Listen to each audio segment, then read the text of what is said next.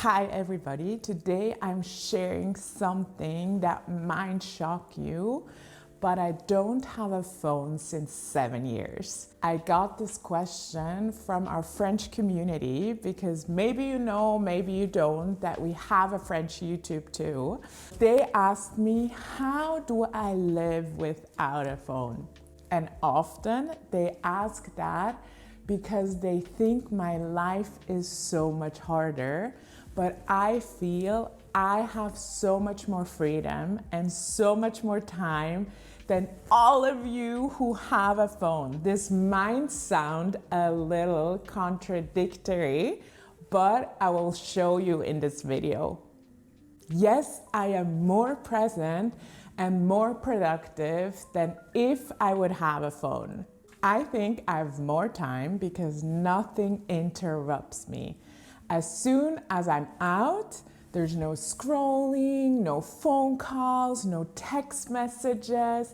I'm in the moment, enjoying the moment. Even if I have to wait for somebody, I don't have this quick reflex to look at my phone because let's be honest, you all do it. I see it around me. You're waiting for someone and we almost have unlearned to just be in the moment, to look around, to look at the people, to hear the birds chirping, to just like be with our thoughts. I heard that the other day in like a series, or like it was like more like a documentary, and they were saying that the woman was saying that she's always working and she's almost like a workaholic, but like it's good for her because she's scared to, when things calm down, that she's alone with her thoughts and she doesn't know what will come out of it. I was thinking like how sad, because that means we're suppressing a lot of things and not feeling a lot of things, filling ourselves the whole day with information or work because of fear of what will surface if we don't have that anymore. How did our parents live? Or even me, because I didn't grow up with a phone. So we had to find a payphone outside. Yes, they still existed when I was a teenager.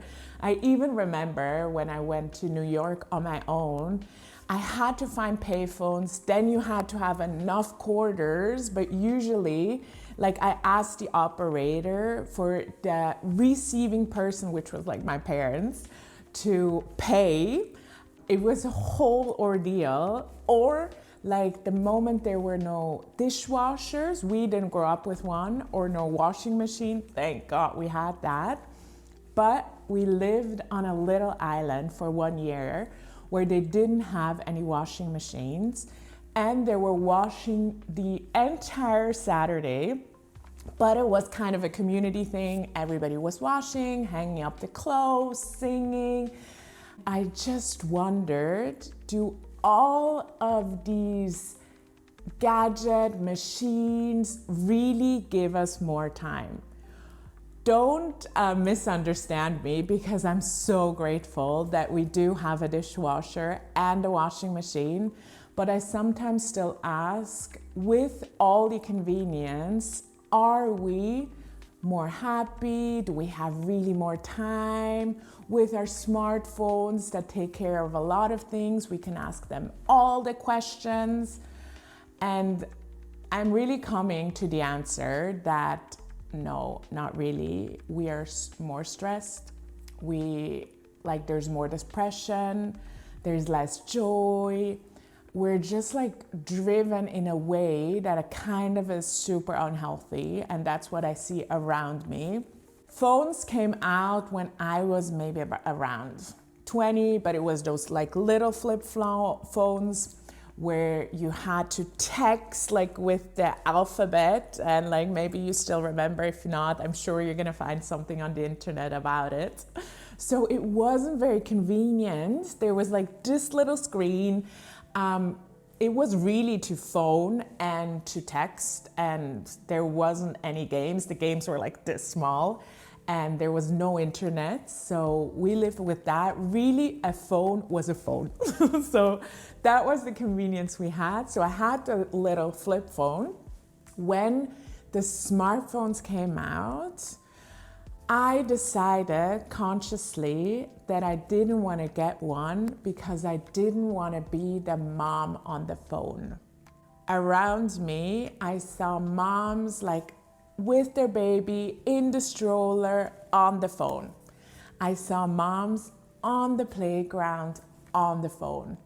I saw moms like when they should have that special and treasure time with their kids, maybe even getting getting dirty in the sandbox, or like helping them swing, helping them swing, they're on the phone. So not really present.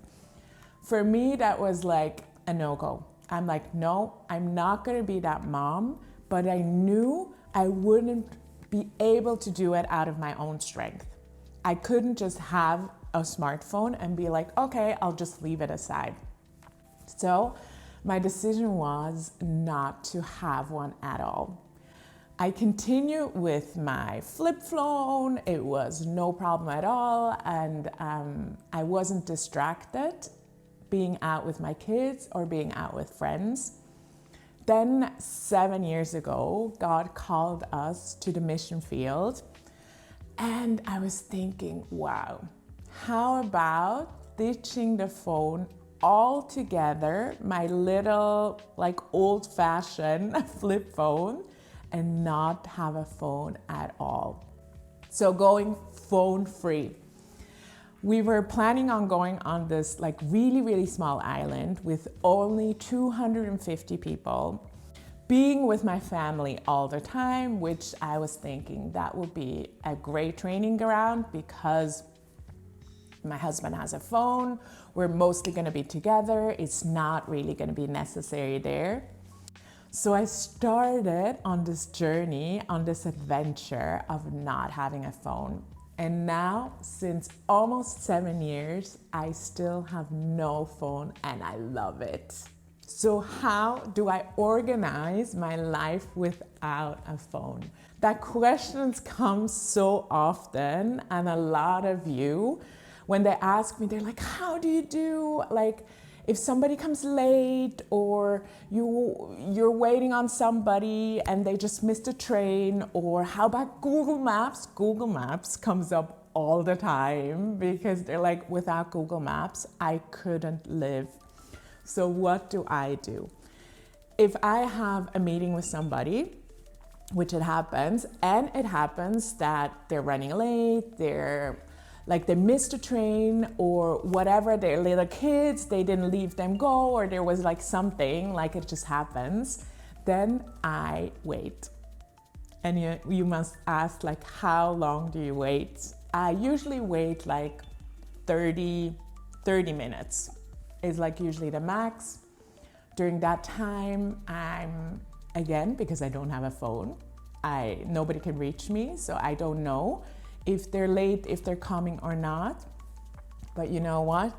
For me, I love those times because I really, really, really love being present and looking around, looking at the people around me. And even this is something that I often share. In being present and not having the phone, which sometimes becomes a screen or a wall for other people because we don't see other people anymore. And when we lived in Barcelona, we took the metro because we didn't have a car. So I was in there and I just looked at people and I was communicating with the Holy Spirit, or I felt something for a person and I started to pray for them internally.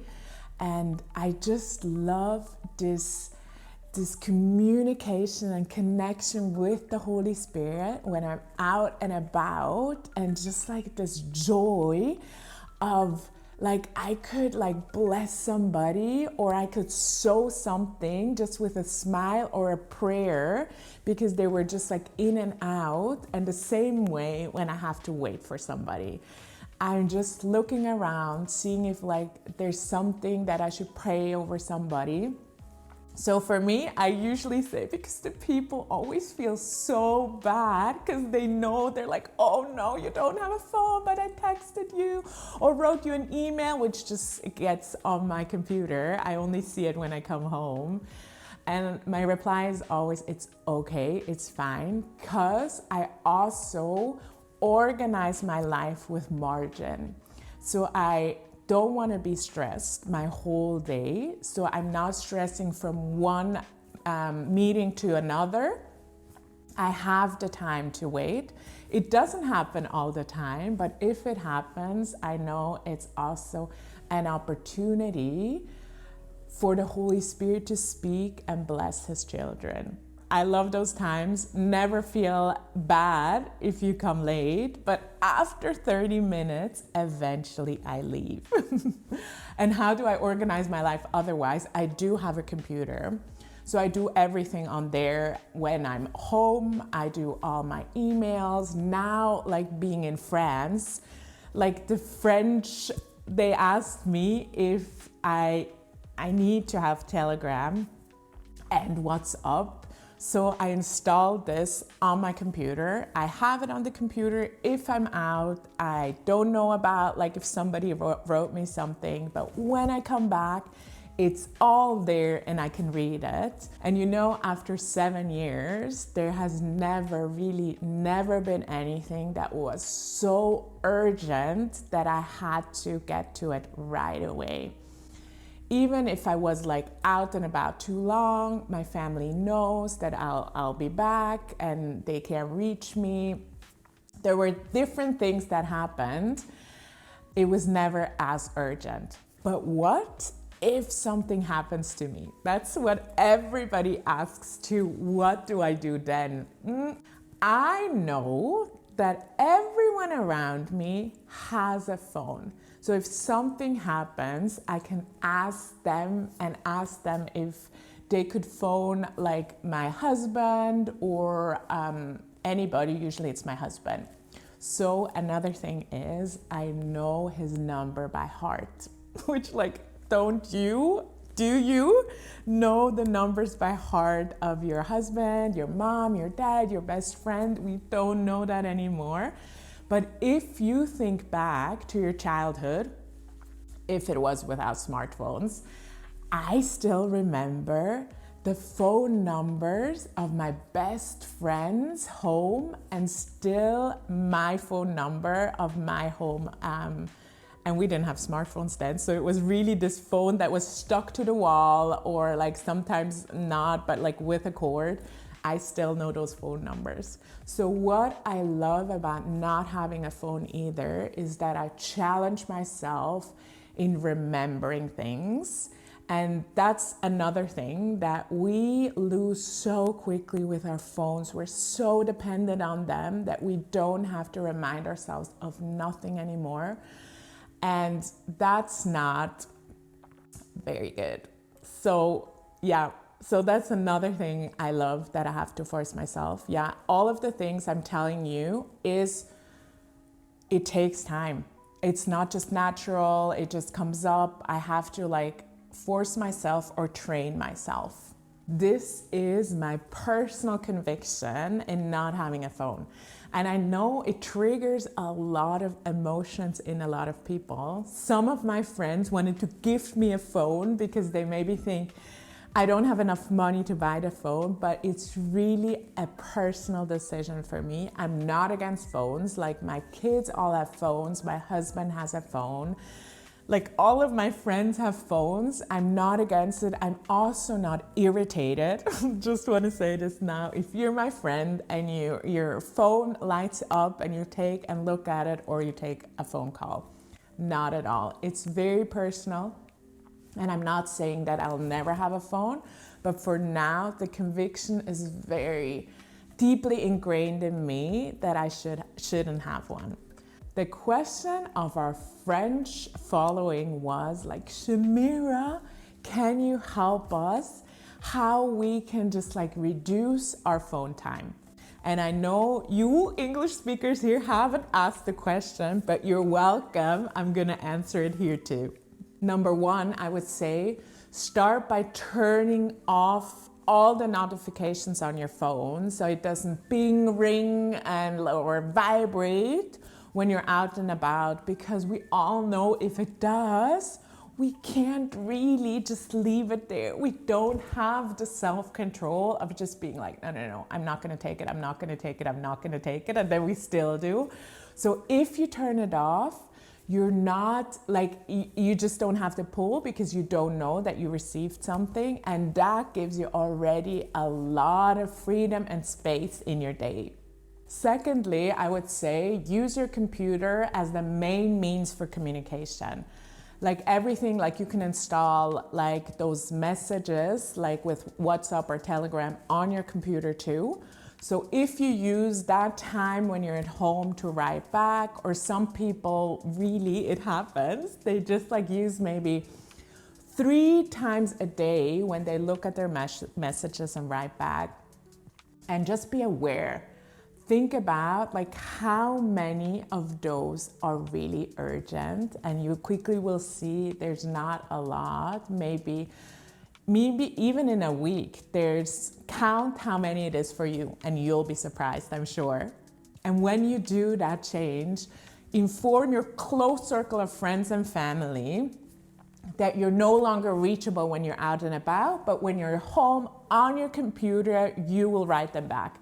Because if we're known to always instantly reply, they will think there's a big problem. So just inform them that they won't be fearful that something happened to you. And then organize your daily life intentionally.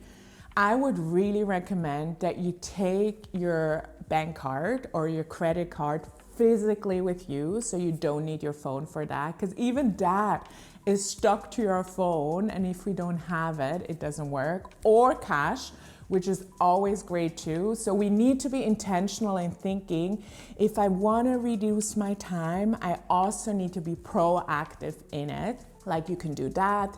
Then like Google Maps, I'll let you in on my little secret. I don't know if you want to copy it or not, but this is how I do it. In Barcelona, when we lived there, I mean, it's a huge, huge city. And I thought the first couple of weeks, I'm like, wow, I don't know if I'll ever know how to get around here, because the meetings are sometimes on this side of the city and then somewhere else, and it looked all the same for me.